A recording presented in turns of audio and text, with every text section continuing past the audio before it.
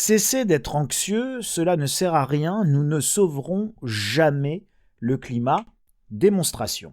Non, je ne suis pas climato-sceptique. En fait, d'un point de vue analytique, nous pouvons même retirer cette question de l'équation et je n'ai pas besoin de savoir quelle est l'étendue exacte des changements climatiques, ce qui est imputable directement aux activités humaines ou par exemple au soleil, pour démontrer de manière très simple que dans tous les cas, nous ne sauverons pas le climat. Non, je n'en ai pas rien à faire d'ailleurs du climat, des petits oiseaux et de l'environnement, mais en revanche, je suis effectivement lassé par la bêtise ambiante, le manque de réflexion, de sagesse, de pondération, bref, en un mot, je suis lassé du manque de raison dans un monde de lumière éteinte. Mais avant de me jeter des cailloux et de me traiter de tous les noms, suivez-moi dans ce que je pense être une analyse pondérée et juste de la situation. Allons-y. Premièrement, tout d'abord, chez nos jeunes, l'anxiété climatique devient délirante. Normal, nous expliquons à nos enfants qu'ils vont mourir dans d'horribles souffrances climatiques, ce qui est tout de même loin d'être aussi sûr à 100% que ce que nous disent tous les excités de la cause climatique. Selon d'ailleurs les prévisions des années 90 de quand moi j'étais jeune, nous devrions déjà être sous les eaux depuis au moins 10 ans, voire 20. Et non, l'eau n'a pas franchement monté, ce qui ne veut pas dire d'ailleurs qu'elle ne le fera pas. Mais pour le moment, la montée des eaux est très clairement en retard par rapport aux prévisions apocalyptiques d'il y a une trentaine d'années. Ensuite, on confond dans nos reportages le phénomène de l'érosion avec celui de la montée des eaux, ce qui est intellectuellement affligeant, et quand cela passe dans un JT, ce n'est plus affligeant, c'est carrément de la manipulation climatique, et cela renforce et crée une anxiété qui ne devrait pas exister. Cette anxiété est un problème, et je ne vois pas pourquoi il serait sain et souhaitable de vouloir effrayer et rendre dépressif toute une génération, tous nos jeunes, toute notre jeunesse. Il faut donc lutter et traiter cette éco-anxiété. La peur n'a jamais évité le danger. Deuxièmement, la France, c'est selon l'INSEE, en 2023, 68 millions d'habitants, alors que la population mondiale serait de 8 milliards d'habitants, ce qui fait que nous représentons objectivement et mathématiquement, c'est incontestable, 0,85% de la population mondiale. Germaine peut donc ne pas faire de gosse avec son copain Théo pour sauver la planète, mais factuellement, cela n'aura strictement aucun impact sur le climat comme sur la planète. Troisièmement, dire que nous ne représentons rien et certainement pas de quoi sauver le climat n'est pas une raison pour ne rien faire, mais c'est une raison largement suffisante pour ne pas surinvestir, comme on dit pompeusement en psychologie, notre lutte pour la protection du gentil climat qui se fiche complètement des 0,85% de Français que nous sommes. Il faut donc faire en étant et en restant raisonnable et équilibré dans nos décisions, bref, mesurées et pondérées. Tout ça, c'est le principe de l'action du colibri et de cette si belle histoire que racontait si bien Pierre Rabhi qui nous a quittés. Un jour, dit la légende, il y eut un immense incendie de forêt.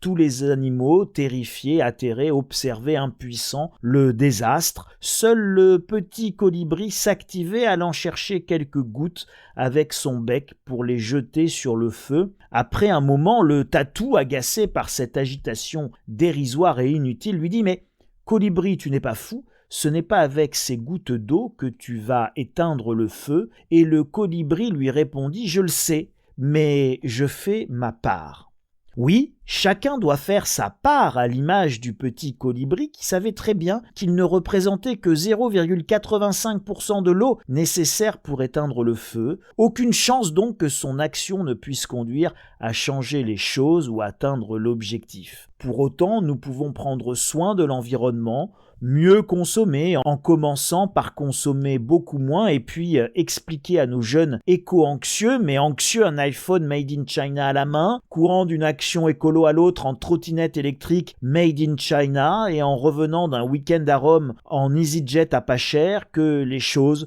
sont toujours plus nuancées et plus mesurées. Aucun Français, quel que soit le niveau de ses sacrifices individuels ou collectifs, ne changera quoi que ce soit à l'avenir du climat. Le colibri, lui, fait ce qu'il doit faire, il participe à la hauteur de ses moyens, il ne se suicide pas, il ne déprime pas, il ne manifeste pas un iPhone made in China à la main, courant d'une action écolo à l'autre, en trottinette électrique made in China, en revenant d'un week-end à Rome en EasyJet à pas cher, mais je crois que je vous l'ai déjà dit, n'est-ce pas ? Il ne fait pas de docte leçon à son voisin qui ne sait pas aussi bien que lui trier ses poubelles trop remplies d'importations chinoises, de bouffe surgelée et pleine d'emballages parce que son éco-déprime l'empêche de peler des courgettes fraîches, de cuisiner et de se bouger un peu. Il sort de l'inaction ou des fausses actions alibi du genre on continue les usines, on continue la surconsommation, on continue la mondialisation, mais en interdisant les pailles en plastique, et il met ses actes en cohérence avec ce qu'il pense et pas avec ce qu'il croit. Il a parfaitement conscience que ses actes sont profondément vains en réalité. Et c'est d'ailleurs parce que son geste ne sert à rien qu'il en est d'autant plus beau et respectable. Alors cessons simplement de vouloir sauver la planète et le climat, soyons plus modestes, essayons simplement, humblement, de faire tous ce que nous pouvons, de faire notre part, sans avoir la prétention que nos actes sauveront notre déesse, la terre-mère Gaïa. Et puis commençons par aimer la vie comme ce petit colibri qui fait sa part parce qu'il aime, lui, la vie. La meilleure voie pour changer les choses est de donner l'exemple sans tomber dans l'outrance et en s'imaginant que nous devrions tous nous suicider pour sauver la planète. Vous pouvez toujours éradiquer la France entière, il restera encore 99,15% de la population mondiale prête à pourrir notre planète. Rien de ce que nous faisons n'aura d'effet sur le climat, rien, ni hier, ni aujourd'hui, ni demain. Nous devons le faire pour l'exemple et par devoir. Mais tout le reste, c'est du mensonge, de la manipulation organisée pour vous dire comment vivre, et c'est insupportable parce que c'est totalement faux.